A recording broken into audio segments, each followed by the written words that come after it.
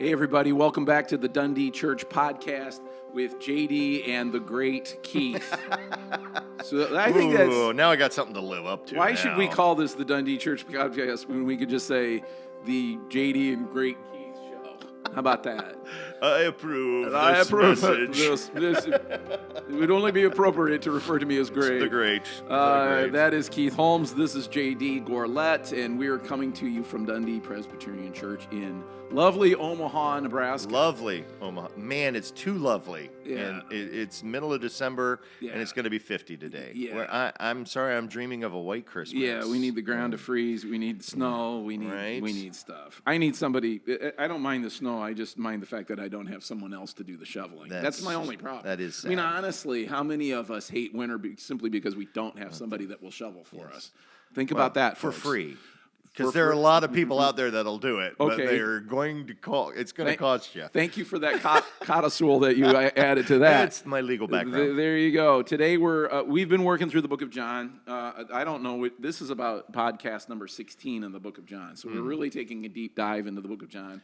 Yep. Because this is podcast 16. We're only, I should say, up to chapter 9. Yep. I don't apologize for that because No. the Gospel of John is so rich. Oh It's my such. gosh. It has what we call such a high Christology, such a high view of who Jesus is. Right. And that takes a lot of thinking and Yeah. a lot of praying, to examine this. Absolutely. It's not just a quick read. Right. It's not, I think of Matthew, Mark, and Luke as they're wonderful. They're the Gospels. Yeah. They're God ordained, but they're a nice read. Yeah. You can read through them and you can go, okay, Jesus did this, Jesus did that. Right. Particularly with Mark. Right. Yeah. Especially with Mark, because he's just like the Boom, boom, highlight boom, reel. boom. Yeah, right. He's the highlight reel at Right. the 11 o'clock news, 10 o'clock Right. news. And so the fact that that we now have the book of John, like you said, that has that high opinion, high look at the divinity of Jesus. Right. And more, we're going to talk about healing of the blind man, but John doesn't stop at just the healing. Right. He digs into Exactly. what it is, who Jesus is that allows him to do that. Right. We're going to do the whole 9th chapter of John, so you can open your Bibles to that. And to kind of go with and to build on what Keith said, it's interesting. John just doesn't leave. It's like he doesn't leave this story alone. No. The bottom line is Jesus heals a blind man, but John wants to talk about how the Christ, who is Jesus, affects, how people react to this, Yep. how he affects life. And that's of incredible value to us because Jesus is still doing this. Right. He's not just a moment in time, a person in history. John represents these stories as signs. He says that of who Jesus is. And then as we read the story of the blind man being healed, of course, we are reading our own story. Now, I would say that of any of the gospel stories, from Matthew, Mark, Luke, or John. But with John, he really goes a long way to try to open our eyes to how and who we are. The cast of characters in this, you pick one and say, I'm like them one day, and then you go through it again another day, and you're like, oh, I'm like that guy too. It is a great vignette, isn't it? It's a great scene. But before we get into it, are you going to say something? No, just breathing. Just breathing. I thought some profundity was going to be. No, I just took a breath. I was wrong. I waited in great anticipation and was highly disappointed. Keith, when were you amazed, to open us up, before we dive into John 9, when were you amazed by something that you learned? So it's interesting, because part of what makes me, what my makeup is the joy of watching someone else discover something. Mm-hmm. And I think I realized it, maybe didn't, I knew it when I saw this happen, that I was amazed at myself that this gave me such joy. When Alice and I, early in our marriage, we were asked to babysit 3 kids for friends, as they were going to go on a big long vacation, and they weren't going to take the kids; they needed someone to watch them. And the youngest daughter, Liz, comes running into the house after school. I'm there doing something. I don't know what I was doing. And she runs into the house, and she immediately runs in, pulls open the utility drawer, grabs an ice cream scoop, turns on the hot water and sticks the scoop in there while she, and lets the hot water run on the scoop and grabs the ice cream out of the freezer. Because she had learned today that if you heat the ice cream scoop, it makes getting ice cream out easier. And I'm like, I knew that, everybody knows, but then that was the realization. No, not everybody knows that. Right. And so I sat and I watched her, and her eyes got big as that hot scoop went right through that ice cream. Right. And of course, she had two bowls there because I asked for one. And, and you were gonna miss any- I you wasn't don't going to miss miss any any opportunity, opportunities. right? But just that, and I thought, my gosh, how cool is that she learned, and that the eyes got, and I'm like, I love that look on somebody's face. And so that's when I realized I like that, and I kind of started moving my life toward education, towards, it took a big turn. Yeah. I never thought I'd be in religious education in any way, shape, or form at the time. But in that moment, you realized something about yourself, about how exactly. much that's interesting. Yeah. How much you love seeing somebody else have that experience. Right, just that a moment of realization, and To the point where you wanted that to be a regular part right, of your exactly. life. Exactly. I wanted kids and adults too, to just get to that moment of, oh, okay. Yeah. And so that led me down the road that I've taken. Yeah. For me, I was telling a story before the show started about how at 21, when I was on the golf team in college, I realized in a moment on a very cold, rainy day when I was qualifying for the team, it was just a moment out in the middle of the golf course where I said to myself, I hate this game. Now, I didn't hate the game. I had spent my whole life up to that point playing the game, and I don't hate the game. I love the game, but the realization was that I don't love it in the way that I assumed that I loved it. Right. And that was an important, because that moment made room. I told you before the show, that moment made room for me to love, to question, kind of similar to what you were experiencing, that question what it is that I really did love. And it was interesting that had to happen in order for God to bring in the idea of loving ministry. And that's where these two stories, I think, really intersect. But I had to learn how to categorize this dominant thing, which was golf, in my life, in my childhood. It was just something I did every single day. Right. And then at 21, I was like, I don't love it as much as I don't love it as much as I am assuming, or what I'm telling myself. And I'm always fascinated by that, because there's a certain self-deception there, and then it makes me wonder, what other self-deceptions am I operating with, and would God like to sledgehammer a little bit? Oh my gosh, yeah. I learned in 5th grade I didn't like basketball, so mine happened a little sooner than yours. Because my dad was a huge basketball guy. I remember you saying that. Yeah, and so it is an amazing thing when it is that moment, and sometimes we think, oh, that's terrible, but at the same time, it's like, no, that opens space in our lives to start thinking and filling that void with something that we do have. It's not terrible. It's not terrible. It's honest, but but human beings, can go for a long time with a lot of lies. You know what amazes me is, I've played golf with you, and even like 50, 60 years later, you're still a good golfer, even though you didn't practice those 50 or 60 years. Oh, am I wrong there? You guys do the math. This is what I think of him. Yes. Wow. He's just an old, decrepit man. Yeah, I'm an old man. All right, so we're into John 9, and John 9 you need to read on your own. Please do that. If you want to shut off our podcast right now while you read chapter 9, go ahead and then come back to what we're going to make reference to it. Right. But we're not going to read it for you just in the interest of time. That would take up too much of our time. In this passage, Jesus heals a blind man who was blind from birth. He's never had a day where he was not blind. His whole life is blindness up to this point, and he's begging on the street. Other renditions of this story are coordinated with blind Bartimaeus. It's not necessarily that, but him. But we can assume that without too much offense. in this story, Jesus says something very interesting about human suffering. And before he gets to that statement, there's a remarkable, I think, insensitivity here in this story, because it just says they walked along, Jesus with his disciples, and they come across this man who's blind from birth. He's begging. Yep. And his disciples ask him, "Rabbi, who sinned, this man or his parents, that he was born blind?" So the whole thing starts with this very intellectual, philosophical question, while the blind man is just sitting there. I find this to be remarkably, see this poor, pathetic creature sitting here who can't see. Right. He's a sinner, is clearly, because he's blind. Right. Who is it that he's rotten or his parents were rotten? That's how we because start. He was blinded from birth, right? So that triggers the idea of it was his parents that might have caused this problem. He's blind from birth. Clearly, God hates. There's this something's happened. There's this complete presumption by the disciples. It's remarkably insensitive while the guy's just sitting right there. It's true.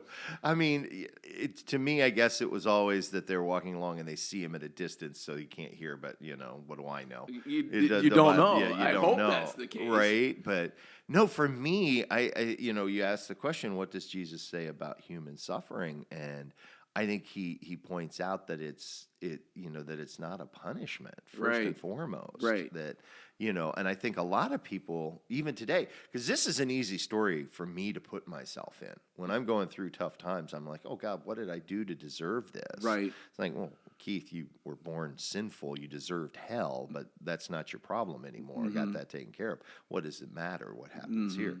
But for me, it's just, oh, what did I do? How did I get here? God, how can I fix it with you so that you make it right? And Jesus points out point blank, he may be blind just so that God's glory could be shown. You're right. This is an interesting thing because I think you're right. A lot of people go there, right, where it's like, things are bad for me. I'm suffering. I'm having pain. Yep. God must hate me, is what you're saying. Exactly. I mean, I always laugh. I say, whenever we get to a study of the book of Job, I know something bad's going to happen because God's prepping me to remind me that it is not anything I have done, that it is not. It is just his will being worked out in the world. It is a certain matter of fact. Exactly. And this is the profound thing that Jesus says. In verse 3, Jesus answered, "Neither this man nor his parents sinned." Right. He completely condemns the disciples' assumption and your assumption and mine about, hey, things are bad. I must have hacked off God. God must be angry. God must hate me. Exactly. And he's saying, as you said, Jesus is making the declaration, that is not what's going on at all. And then he continues with this statement. He said, he was born blind so that God's works might be revealed in him. Now, he's speaking of the blind man, but a good Bible studier, which we're trying to do and trying to be with this podcast, recognizes that he's not just talking about the blind man, he's talking about all of us. So he's making a very important statement. You are born blind. You have been born blind. I have been born blind. And there's a reason why you were born blind, and it is so that God's works might be revealed in him.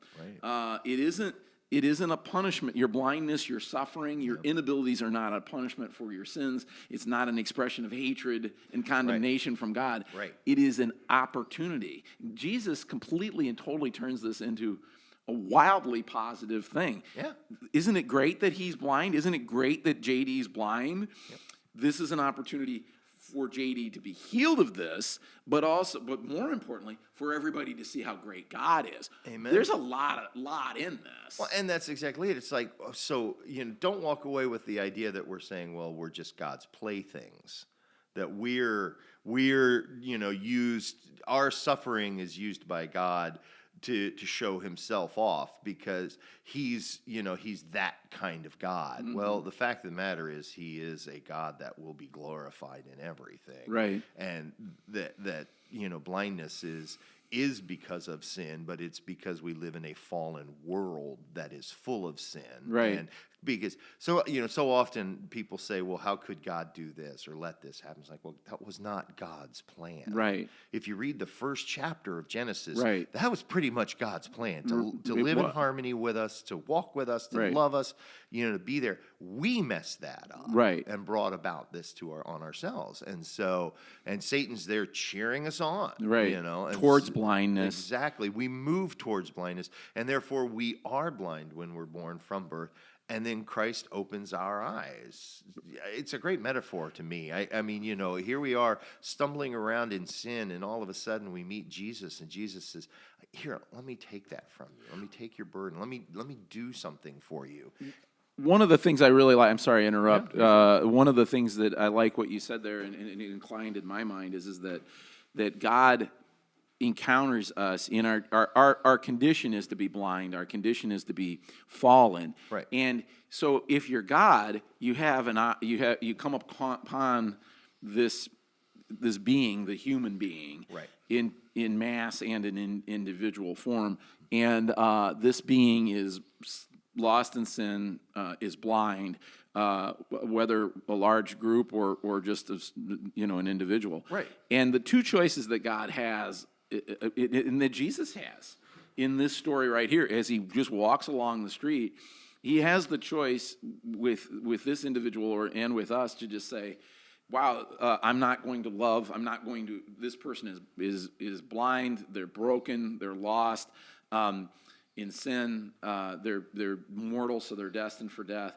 Right. I'm just not going to deal with this at all. And I think the declaration that Jesus is making is about himself, about what God chooses. He encounters this being, and instead of rejecting the being and throwing them away, which probably makes more sense for God to do, right. He says, I'm going to take this one on. I'm going to take this blind one on. I'm not going to let his condition, his blindness, his sinfulness, his dirtiness, his depravity prevent me from loving. And so it's a wonderful thing where God does not let all of our walls, all of our layers prevent him. He's not deterred by that. Right. He sees that as an opportunity to act and to be revealed and to be known. That's what we're declaring here.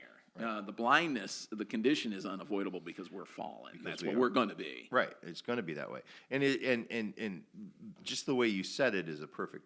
What I was hearing in my head at the same time as you were talking was that it was God doing. It's God breaking through the walls in our lives. It's God tearing down that sin.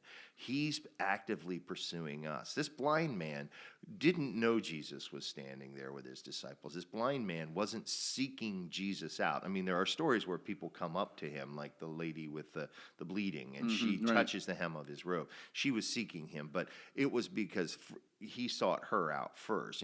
God was telling her, getting her ready for that moment.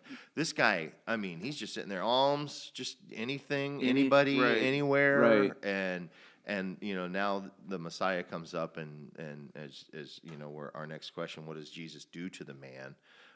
He spits in dirt and makes mud and puts it on his eyes. Now that's what he does physically, but spiritually and in other ways, he releases the man from his sin. Right. He says, you're healed. Right. He makes him into a seeing being. Right. And he does the same for us. And one of the things that stands out to me is that the disciples and us witnessing the story, the disciples are witnessing it firsthand. We're witnessing it secondhand through the reading of the gospel. Right. It can stay intellectual. We can sit there, the disciples and us can sit there and say, oh, wow, well, that's interesting that the Lord did this for this man. And that isn't even close to good enough. That to me is such a sad possibility that the disciples or we could have that reaction, because the proper reaction is for the disciples to witness this and for us to read this and say, hallelujah, look at who God is, that he reacts to our blindness, and that he reacts to our death and our disability, not even disability, complete inability, in this way by transforming it. we're supposed to have that reaction to this story, and we only have that reaction the disciples will only have that reaction as they walk by, if they see themselves as the blind man on the road. Right. But the disciples, I don't think, have that reaction. Maybe later they did. But in the moment, I don't think they sit there and say, wow, they should say, wow, look at not only what he did for this man, I'm that man. Right. Because they're not begging by the side of the road. They weren't born blind, but they need to see themselves as that in order to have the proper reaction, and so do we. I don't know that in all the 3 years these guys walked around following Jesus with all the number of miracles, they put themselves in that spot until after he died and rose again, Right. and ascended. They finally realized, oh, he did that for me too. Right. And I think it might have been a work of the Holy Spirit that they were given as well. So Mm-hmm. it's just, I think anybody seeing this from the outside that doesn't have the Holy Spirit, that doesn't understand, is like, what a great guy this Jesus was. He's a good man. Right. And they don't realize. And I think John really digs in here with the idea that, no, he was more than a man. Mm-hmm. He is, the Pharisees begin to investigate. Right. Because they don't like the idea that he's doing this on the Sabbath. But Right. he's Lord of the Sabbath. He owns the Sabbath. he owns it. Yeah, Right. right. Well, he owns everything, really. Right. And these guys are like, wait a minute, Yeah. and so let me ask you our next question. What are the Pharisees? Yeah, so the Pharisees come along and they investigate Yes. this thing that has happened. Now, we could say that Jesus came along and gave the blind man his sight, but he did more than that. He changed the blind man's Right. entire 'Cause existence. the man, yes. His ability to relate, his way of relating to other people, and now he is a seeing being, and he's not going to be begging by the street anymore. He has ability, and he has a story to tell about being healed and having his life completely changed. Right. And so he's not only been God has not only affected him by giving him sight. It's much more extensive than that. Jesus has changed his entire life. And in answer to your question, what are the Pharisees? Yeah. They're the people who have to deal with somebody who's been changed by Jesus Christ. Right. And it's fascinating. You would think that would be easy and joyful Right. for them to do. Right. And it's not. And so the question that you ask is interesting. What is this group of people that doesn't do this? So what are they? They're the establishment. You're right. Right? They're the ones that are in control, that don't like the idea of people changing willy-nilly. They want people to change into what they are, in my opinion, right? And how many of us that have been involved with Christianity have become Pharisees in our own lives? Mm-hmm. It's like, I think of, I don't know that I've ever told the story here about one of the churches I've been to in the past. One of the young pastors, one of the youth pastors, came across a transvestite prostitute in the middle of the night and started talking to them about Jesus, and the young man accepted Christ. But then he thought, how can I ever take this guy to that church that I go to, that I work for? Their ties on Sunday, coats, that's what, Right. So he went out and planted his own church that has grown now, that's very, that people that are in charge, the Pharisee in all of us, would look at it and say, that's not a good change. Right. We can't accept this. We can't. Are you sure that really happened? And I think that's what the Pharisees are doing in this particular instance. So I want to thank you for that story, because it's wonderfully timed, and I think it's a perfect analogy of what we're talking about. Right. So what you're saying in that situation was, here's this obnoxious healing of this person, an Right. acceptance of Christ as Lord and Savior, and the pastor immediately realizes, I'm in a community that has become so Pharisaic, so much the Pharisee. Right. They're not going to accept this. They're going to have a reaction to this. Right. And in his case, the pastor chooses not to even try. And I'm not being critical of inflicting what God has done with this person on his community. He doesn't even try to deal with that. Not being critical at all. It seems to be pretty understandable. He went off and he changed it. He created an entirely different community that could handle that. Right. In this case, Jesus is not afraid to have his work inflicted upon the community, upon the Pharisees, who are the authority. They are the ones in control. And more than that, the wonderful juxtaposition here is juxtaposition. Yeah, you know what I meant. Here is that the Pharisees. What are the Pharisees? They are people who are blind and won't admit it. Right. The man who is blind and knows it and has no choice but to admit it because he was born blind and he knows that. He doesn't know what it is to see. You can only imagine what it is to see. Right. The Pharisees are blind and don't know and don't want to be healed of that. Well, yeah, because their sin is comfortable for them. Right. Their sin of ego and power and the things that they get for being who they are is comfortable. So why would I? If the blind man always got one denarii a day or something like that, where he would be very comfortable, he'd be like, no, Jesus, no thanks. I don't want my eyes healed. Right. This is a good job. This is a good thing I got going on here. Years ago, I was living in Chicago and I was listening to a radio show, and the guy asked the question, and he said, if you were blind and you could be healed for a week or a month, only to go knowing that after that month you would have to go back to be, or a year, whatever, would you go back? And a guy called in and he says, I was born blind. I'm blind from birth. And if that was offered to me, I wouldn't take it. Right. I don't want to see for a month and then only to lose it later. Right. Now I'm not okay. That's interesting, but I think most of us would assume that everybody that's blind would take that deal just for the experience of being able to see. Nah, that would hurt too much. I'm with that caller. Right. I don't know that I could do it. But there's an interesting part of it too that we get so used. The Pharisees. What are the Pharisees? They're people who are blind, but they're so used to being blind. Right. They have no interest in any kind of change to that. And then if you read chapter 9, they're just reacting.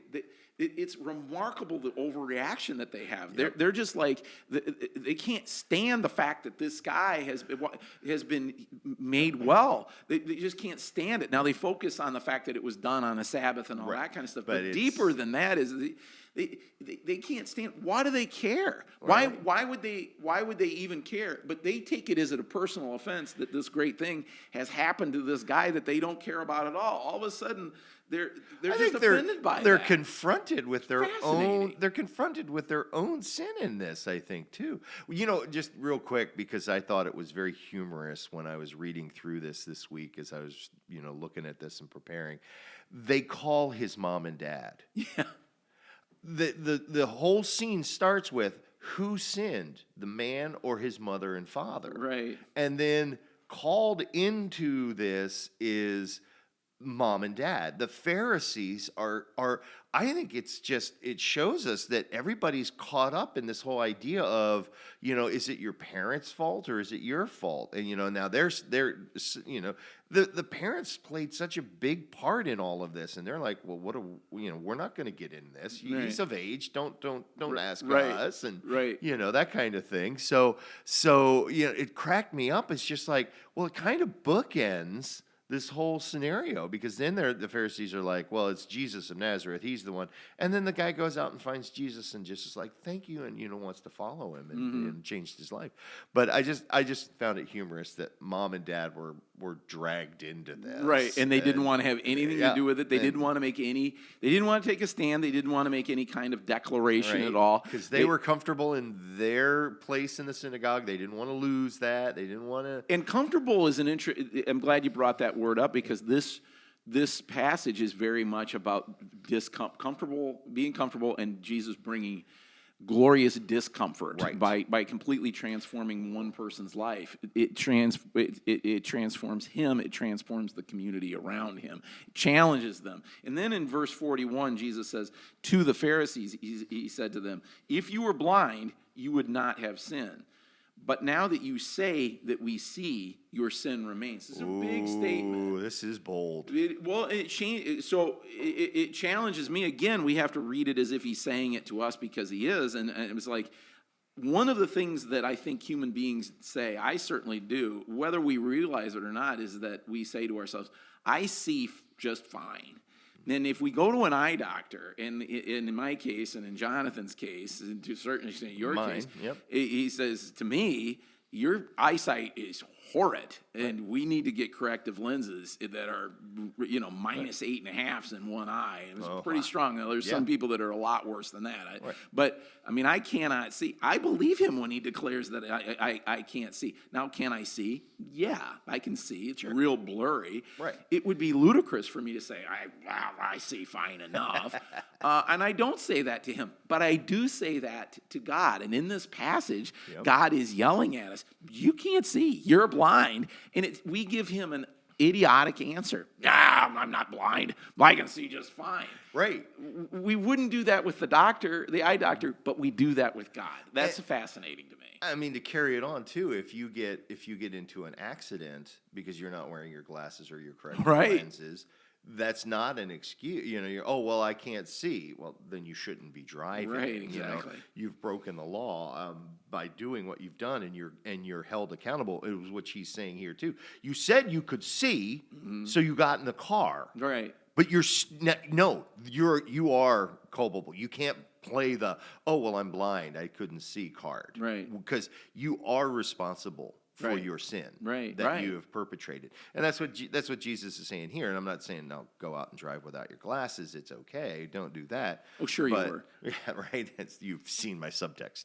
But it really, this is how we live our lives. It's just, I'm fine. I can see. And God in the end is going to say, no, you said you could see. So how did you not see what I told you? And to wrap this, this is a story of a healing of a blind man, but it's God making John, the author, the voice of God through John, the author, making a declaration, raising the question to the audience, which is us, about how extensive is blindness in our world. That's what this story is really shouting at us. And the believer is going to say, blindness spiritual blindness is enormously extensive, very destructive, very separating between us and God, and we need to admit that. And are we going to recognize that this is how God sees us? He makes the declaration that we're nothing but sheep. We're going to get into that in a while. He has some distinctions about who we are and declarations about what we are. And one of the declarations that Jesus has about us is that we are blind. Right. And that one of our big problems is we just aren't going to go to the eye doctor. We're just not going to admit. Right, yeah. In your story, you go to the eye doctor, at least you're admitting you have something going on with your eyes.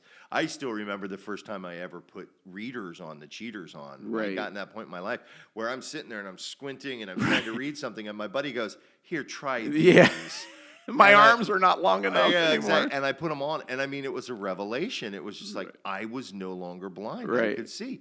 And maybe that was the one I should have used at the beginning. But yeah, that's we need to acknowledge that we are blind. There you go. And that we need Christ in our life to see. And continue, not like the Pharisees, questioning it, but glorifying God, just as the blind man did. By admitting it. By admitting it. Glory to God. Good job. Good work.